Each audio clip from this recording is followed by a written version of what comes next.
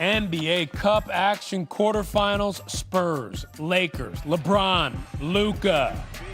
No Wemby, coming in, missed the last 11 games with that left calf strain. Hopefully can play if they win this game. So here we go. First quarter, Luka, step back three, Lakers up 4. Couple possessions later, Keldon Johnson getting it going right there. He hits a 3. Spurs up 1. Under 10 seconds left, give it back to Johnson. Another 3. 13 off the bench in the first quarter. That's some bench scoring. Spurs up 9. Early second quarter.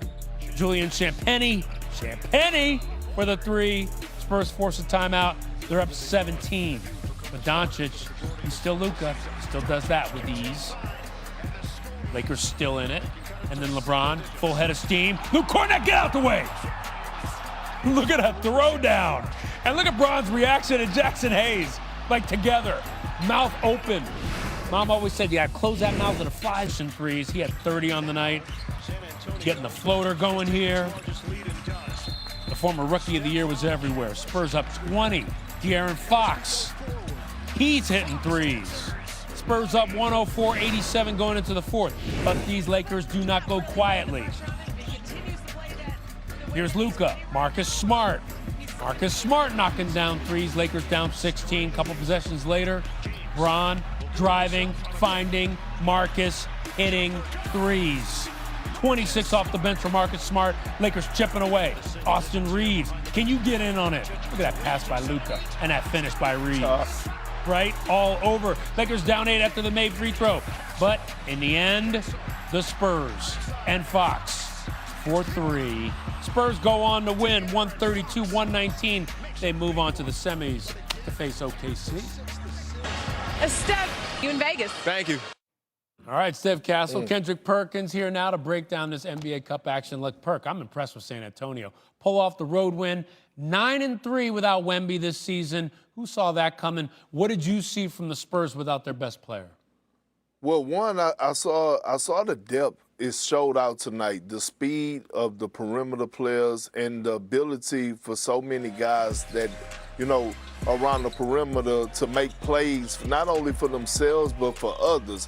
I already knew that this kid, Dylan Harper, was going to be special. He came in tonight, had 13. To be able to go out there and get his and get 30 and have 6 assists, making guys around him better. And then we saw Keldon Johnson. He come in, he was in double figures off the bench. I was impressed with the depth. I was impressed with the style of play. I was impressed with the trust that they have in one another. When you look at it, 25 assists, and they shot, 45%, excuse me, from the three-point line. Yeah, and by the way, Wemby, he's been doing 5-on-5s for the last couple practices. It's going to get scary. Working his way back. Hopefully, maybe be there to play OKC on Saturday for the semis. That could be incredible. Now, meanwhile, the Lakers, they dropped 3 of their last 5. Despite the loss, we saw LeBron turn back Father Time. He had that poster over Luke Cornett. What do you make of this 40-year-old? Well, I'm jealous because he's still doing this and I'm doing it afterwards, right? Look at him. Look at the yell. Look at the passion. But again, these are the numbers that I expect out of LeBron James this year. 19 points, the 15 rebounds. Now, that's impressive. We know that he's going to drop dimes, but he has shown us this season that he's willing to take a lesser role to Luka Doncic and Austin Reeves. And if Austin Reeves didn't have a great night, but he's going to have to continue to play at that all-NBA level for the Spurs to even have a chance of making noise in the Western Conference. Hey, I mean, the Lakers having a chance of making noise. Hey, Perk, you say you're jealous. Look, I know he can do that, but you got that jacket. You see it? You want one? I want one. Yes. You want one? Hey, look, this is a limited edition. Shout out to Sam Preston, Oklahoma City Thunder. You know I'm an alumni from over there, so you know they sent that to me. You know what I mean? like that. I'm aware it every Wednesday. I like that, Perk. Size large. I like that, Perk. Right. Much appreciated. Appreciate you. All right, later. Point there from Redick, right? And we think about this sometimes. When you are carrying a huge load on the offensive end, it's not so easy to also have to do everything on the defensive end. You know, that's what makes that absolute top tier of players. But, you know, Reeves always gives it everything that he has on defense, and he'll need to tonight against a Spurs team that has a lot of good players on the offensive side of the ball in the backcourt. Yeah, that's a great point, Mike. And Reeves will be ready to go tonight. We all know that. that. Thank you so much. Time now for a little Access 360, brought to you by Morongo Casino Resort and Spa. Good times. Good times indeed. Yeah. Danny to the wall, undefeated Man. streak on the line. Lakers close out the Sixers. What are you showing us? We got a lot of clips today. We're going to have a little film session for everybody. This is when LeBron James is interactive and active in the offense, and where he's dangerous. He was already in rhythm in this situation, so he's off the ball some. DeAndre Ayton sets a great screen for Luka, gets a piece of the guy, which gives him an advantage on defense. Andre Drummond has to help. Paul George has to be the high tag. He's a great roller, so he doesn't want to leave it to VJ Edgecombe. He's a smaller guard. So him high tagging. LeBron James, short shot clock. He doesn't have a lot of time to think, just catch and shoot. Was it two? His foot was on the line. Same situation. DeAndre Ayton sets another good screen, rolls hard. They try to trap Luka this time. DeAndre short rolls, which engages Paul George. At this moment, he's too late. LeBron James is already in rhythm. Easy knockdown. He's feeling it. It's the fourth quarter. He's had 12 points. Now, this is a play where they don't have LeBron involved in this. He's taking a little play off, taking the time to rest. The offense is a little stagnant. Austin Reeves was having a tough night. You know, a little slow for him. He did have Joel one-on-one. Decent move, good move, but didn't finish. Same, similar situation, another pick and roll. Bron's in the high quadrant, letting Luka do his thing. And to see if Luka can get it going a little bit. And he had 31 and a triple-double, but he was kind of slow in that fourth quarter. And then finally, they get right back to it. All right, let's get back to what we know, what's going for us, who has a rhythm. He's got a play or two off. Set a pin down for LeBron James. Austin Reeves comes in, gets a little throw-and-go action. That's the play. Ball get game. Two guys go to the ball. LeBron James is rolling. Short roll, and then he pops. Quinn Grimes trying to get there too late. At this point, he's in great rhythm. He's already got their last, 6 to 8 points. Another situation, pick and roll. Now they switched because it wasn't working. That double, that trap was not working. So now you got Quinn Grimes, smaller guard on him. At this point, it's just curtains. He's got a guy, he's in rhythm. It doesn't matter what kind of defense you throw at him. Shooting a step back, letting people know he's still got it. He's in the game. Quinn Grimes a little too small. All the celebrations, put the crown on top. Beat the chest, silence the celebration. That's a breakdown right there. That's a good, that's the fourth quarter when you got LeBron James rolling. You give him a couple plays to take off, and you could do that when you have Luka Doncic and Austin Reeves. And even if they have a cold night, we can go right back to him. Shout out to the crew for putting that together, too. Great.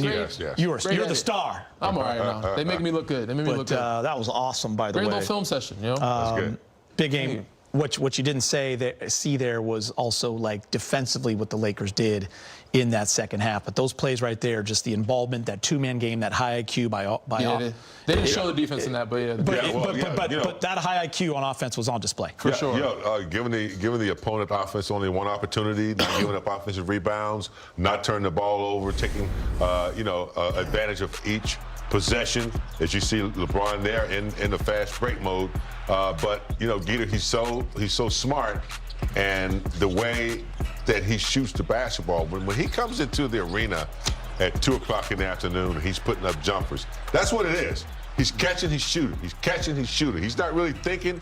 And so when you see this in the game, as Danny pointed out, he's in rhythm. And that rhythm doesn't come by accident. That comes by a lot of drill work, a lot of shots, and it's paying off in these games as we see. I got to give a lot of credit to DeAndre Ayton as well. And after the game, I don't know if you remember his post-game interview. He's like, I don't know what JJ's talking about.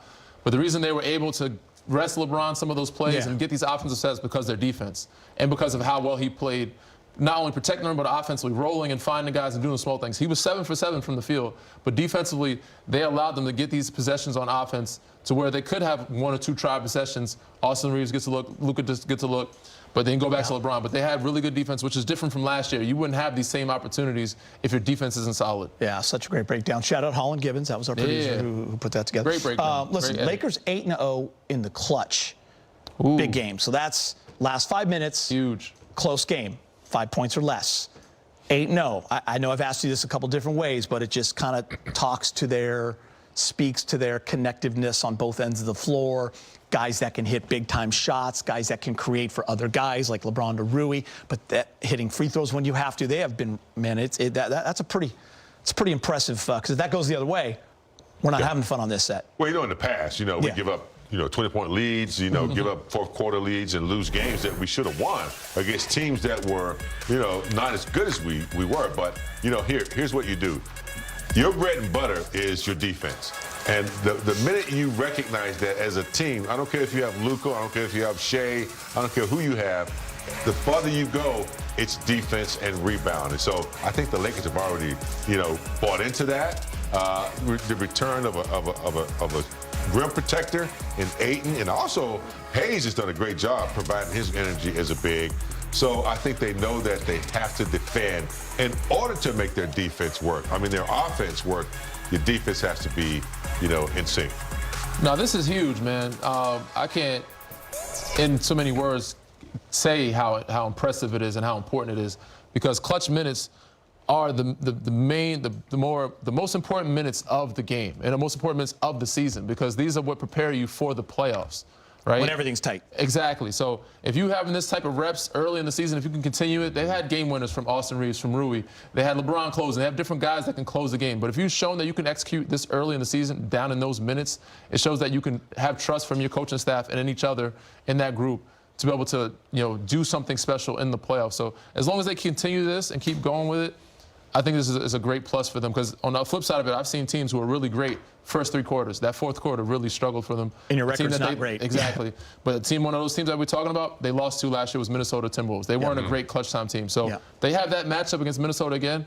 This is where you gain a lot of that ground. Big game. I do want to follow up with what Mike and JJ were talking about with Austin Reeves, 11 points. This is one of those nights. I mean, he even talked about it in the post game. He was kind of making fun of himself. But, you're going to have those nights in the NBA where the lid is just on the basket no matter what he does. Couldn't get to the line, couldn't get the calls, and he was frustrated. We've just grown accustomed to him getting 30 every single night. And I'm glad JJ brought up, like, this guy at his size, and he has to do everything. Yeah. And he has to give 100% effort on both ends or he doesn't survive. Yeah. And then not to take anything away from the rest of the players on the team, because they all play hard. But nobody plays as hard as this guy right here. I mean, he plays hard. He takes charges. He's physical.